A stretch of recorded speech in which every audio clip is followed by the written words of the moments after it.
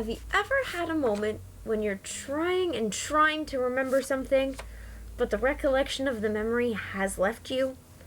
Or have you been studying for an exam and have wondered why you can't give the right answers? In this video, we'll talk about memory and the strategies as to how to really remember. The good question to start us all off is, what is memory? From the Merriam-Webster English Dictionary, memory means the power or processes of reproducing or recalling what has been learned and retained, especially through associative mechanisms. But from a psychologist's standpoint, what is memory? In 1968, Richard Atkinson and Richard Schifrin created a memory model that includes the sensory memory, the short-term memory, and the long-term memory. This model explains how information can be retained and retrieved over time. The sensory memory is when our brain takes in all of the external stimuli around us in our environment and processes it in our memory. For example, when I walk into my favorite coffee shop, I can remember the sight of what it looks like, the sounds, the smells, the tastes, and the things to touch. As all of these things are good and necessary for us to figure out our environment, it can be really overwhelming with all of that sensory information at once, which can lead to sensory overload. This is why the notion of selective attention is so important for our minds. We selectively attend to the information that is relevant and important to us, yet we forget information that we haven't given attention to.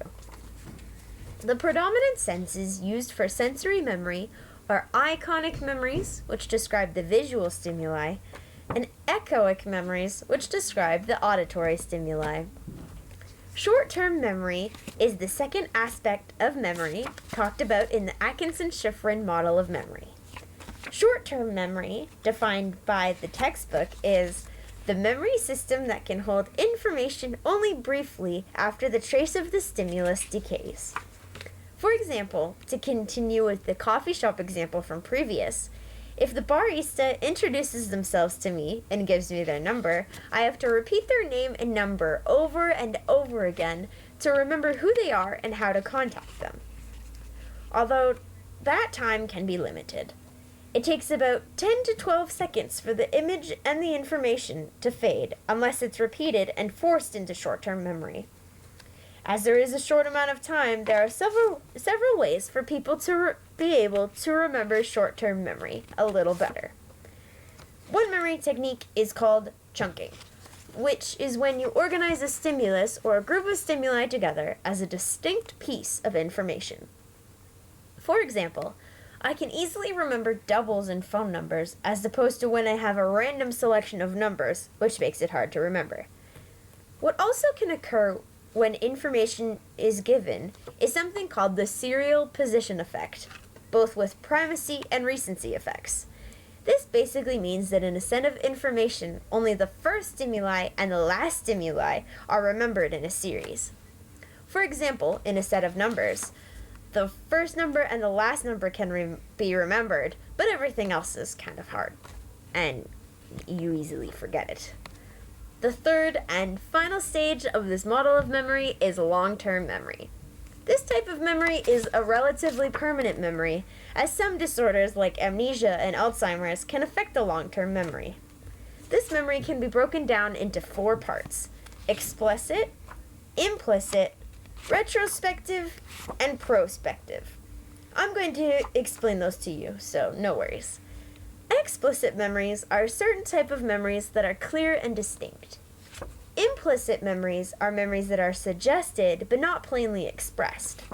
For example, I can explicitly remember going swimming on a certain day in the summer at the beach, but I can't really remember who was all there with me or what even the day was.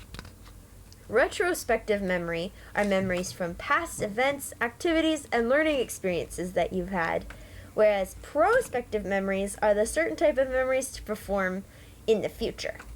For myself, I can remember certain things from my favorite pets, to the places I've lived, to playing my favorite musical instruments even. but the prospective memories are a little harder for me, and I need a bit of a reminder. Speaking of reminders, here are some practical examples of ways to remember, which technically is called mnemonic devices. Oh my gosh. Mnemonic devices are simple terms used for the ways that we can remember certain things. For example, I can remember the colors of the rainbow by the name Roy G. Biv, which is synonymous to red, orange, yellow, green, blue, indigo, and violet. Another acronym that I used in high school was PMAT, which was the 4 phases of cell division when I was taking biology, and those stand for prophase, metaphase, anaphase, and telophase. Sometimes these mnemonic devices can be phrases, like in music class, when I had to remember the lines on a music staff, I used the phrase, "Every good boy deserves fudge," to remember the notes. So that's all, everyone. I hope you enjoyed this video, and I hope you learned a lot about memory and how to improve it. That's all.